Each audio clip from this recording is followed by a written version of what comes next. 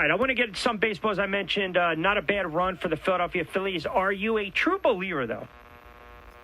Are you a legit believer in what the Phillies have done, right? Or are they just teasing you a little bit?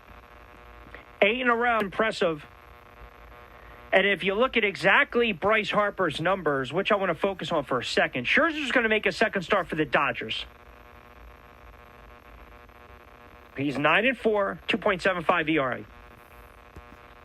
Harper, his former teammate with Washington, here's his numbers. 4 home runs in his last 6 games. He has reached base in 17 straight for the Phillies, who are trying for their first 9-game winning streak in 10 years. Now, if you've listened to me, I always said you ride the streaks in baseball. And I still have to back the play in that regard, even though Scherzer is on the hill tonight, and he dazzled in his Dodgers debut. Struck out 10, allowed 2 earned runs over, I think it was, 7 innings in that win against Houston. Aaron Nola, now I got to put that pressure, the weight of the world right now on my shoulders if I'm Aaron Nola. Because now you got a Marquee Mount matchup. Nola's 7-6, 4.49 ERA. So this is a huge test for the Phillies. And I think Wheeler, too, has pitched really well this year for the Philadelphia Phillies. He had a little bit of a revenge factor, if you will, against the Mets. You know, here's a pitcher in his career. His best year was probably 2018 when he won 12 games. This year already with Philadelphia, he's 10-6. He's got a 2.2 ERA. He's tossed close to 160 plus innings. He has struck out 181. His career high is 195 the year he won 11 games in 2019. He's pitched exceptional. Exceptional. And Aaron Nola has come on of late. And if you're a Phillies fan, that's a good sign. The much maligned Aaron Nola. I still don't believe Nola is a quote-unquote bona fide ace. I just don't. But I'm going to give credit where credit is due. He's had a couple starts now where this is why, this is why we're paying you what we're paying you, and this is what we expected of you. You look at his last couple starts. All right, tough luck loss against the Pirates. But he bounced back against the Nationals last Thursday and pitched, a very solid game.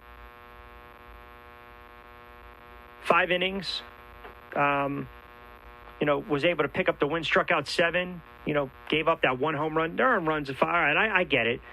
But he battled, and that's what you want. That's what you want. You want your pitcher to battle, right? That's all you can ask for. If you battle, you take it. And let's not forget, in late July, he had that gem against Atlanta. So you're seeing Nola has pitched better. And the win last Thursday, I think, was kind of the catalyst, that 7-6 win over the Nats. That was a 4-game sweep. JT, Hoskins, they had a 2-run double in the 9th, and that was the big rally. Harper, as I mentioned, his numbers, if you look at the odds, when you're talking about Bryce Harper from an NL MVP standpoint, when you go on a run like he's on a run, you got to figure out, all right, am I going to ride this out now? Is he the clear cut? Is he starting to emerge?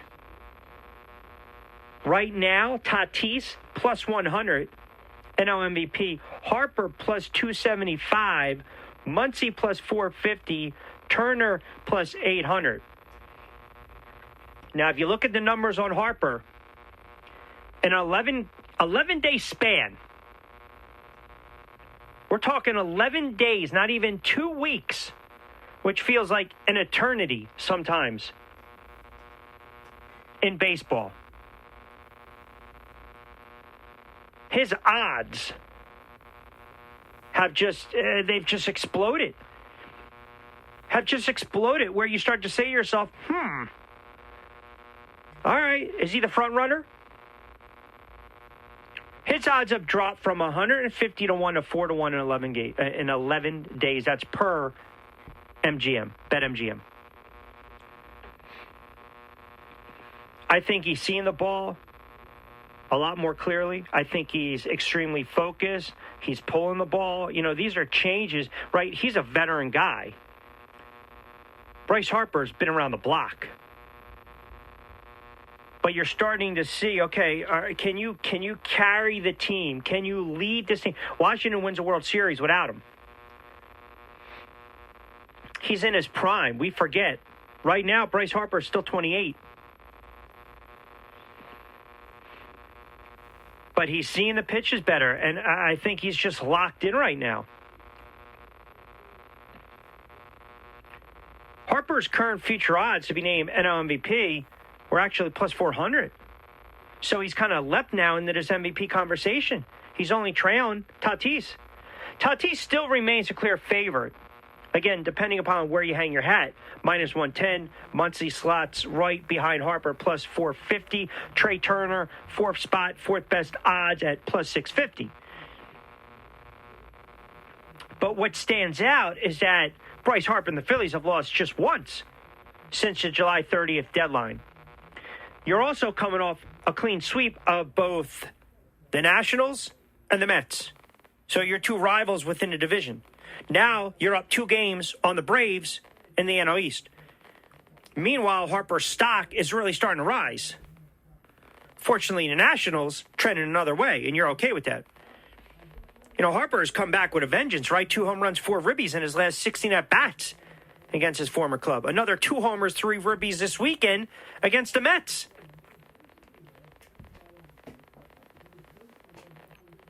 So I don't know if he's going to catch Tatis when it comes to homers. Tatis leads the NL in homers and 31 stolen bases in 23. But he's locked in right now. But I still believe ultimately for the Philadelphia Phillies, anytime you got a battle against one of the all-time great pitchers in Max Scherzer, you're going to have your hands full.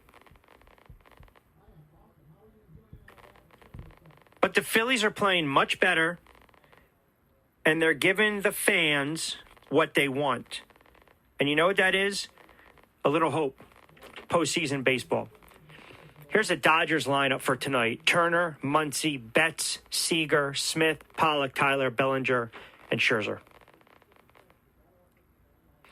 And quite frankly, I hate to say it. I do, and I'm going to get crushed for saying this.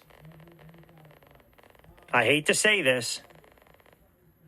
But you just get the sense with that offense and that lineup, man, that's good for at least 4 or 5 against Nola. I don't want to say it, but it's just what I'm thinking.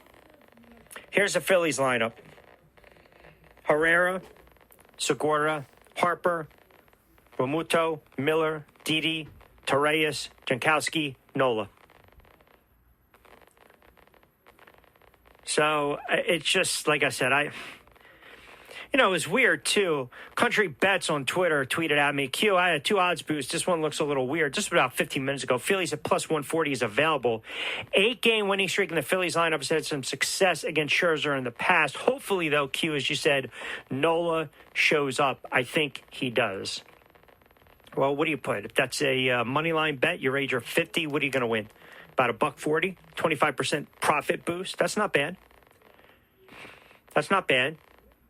Philly might get some good news, right? You're still hoping McCutchen is coming back, right? I'm still, this is Full Slate Podcast. Q, I'm with you. I'm expecting a good Nola. His career stats against the top of that lineup is very dominant. Scherzer can struggle early, though, before settling in. I'm thinking that the Phillies can jump out, scratch out a couple runs early on. That takes some of the pressure off of Aaron's shoulders. Yeah, here's the problem, though, right? You know, here's a game. Listen, you want to treat it like it's playoff baseball, go right ahead, right? You want to treat it that it's that playoff atmosphere, go right ahead. The Philadelphia Phillies have played exceptional baseball this year against the Nats. I mean, they really have. But that's the Nats. That's not the Dodgers. So you guys are looking at, what they've done in the past. We got to start to look ahead to Scherzer with the Dodgers, not the Scherzer with the Nats. Now, I get it. They've had success. But that Dodgers lineup is a lot more ferocious, I think we'd all agree, than the Nationals lineup. I mean, come on. How does that Dodgers lineup not scare you? They're plus 171 run differential. Plus 171. The Washington Nats minus 39. The Mets minus 18. Don't even get me started on the Mets, who've lost 4 straight. 8 out of the last 10. I mean, that's like a sinking ship right now if you're a Mets fan. You had 1 win against the Marlins, 1 win against the Reds. Now, again, I'm going to calculate it right now in the air for you. So forgive me for counting. I actually go back to the loss against the Braves when they got shellacked 12-5. So 1-1, 1-2, 1-3, 2-3. So from 2-3, 2-4, 2-5, 2-6, 3-6, 3-7, 3-8, 3-9, 3-10. The Mets have dropped 10 of 13. And then to add insult to injury, you have Zach Wheeler going out, pitching a 2-hitter, striking out 11 against his former mates. Mets are in trouble, folks.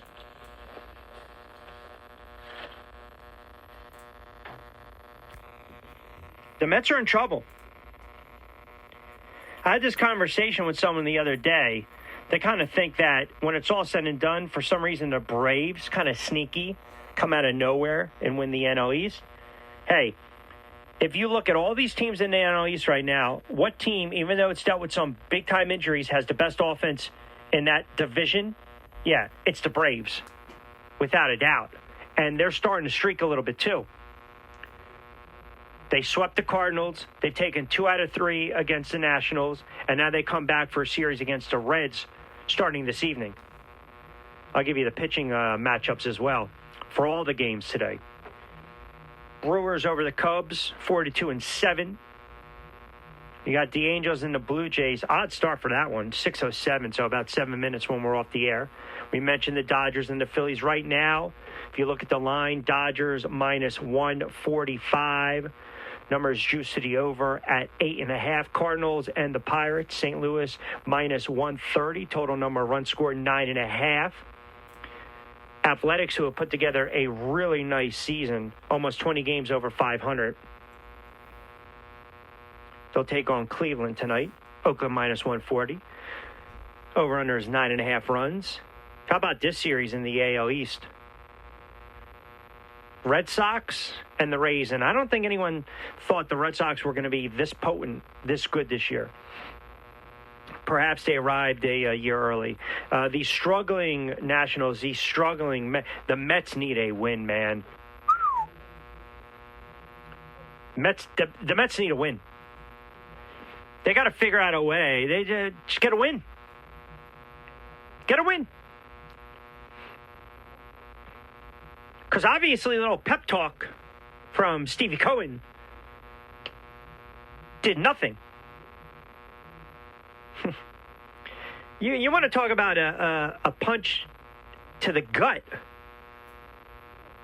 The Mets arrive at Citizens Bank Park this past weekend, right? They lead the division, and then they turn around, and they left in 3rd place. Oh, my goodness.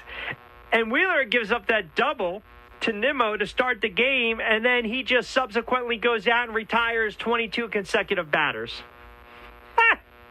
You can't make this up. Everyone knew it was inevitable.